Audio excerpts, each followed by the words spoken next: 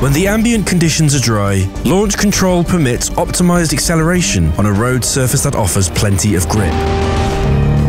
In order to use launch control in your BMW M model with the M Steptronic Transmission with Drivelogic, the engine must be running and at operating temperature. The steering angle at the steering wheel must not be greater than 30 degrees. Deactivate DSC by holding the DSC button for around 4 seconds.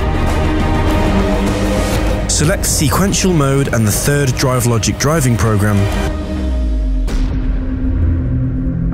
Press the brake firmly with the left foot. Press the accelerator pedal beyond the resistance point and hold. An optimum engine speed for pulling away is adjusted.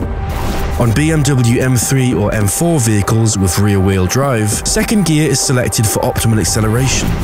When it says launch control active, release your left foot off the brake pedal within 3 seconds to start. The vehicle accelerates.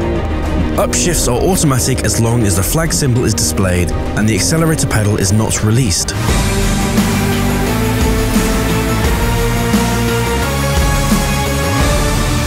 Continue watching our how-to series to get the most out of your BMW M.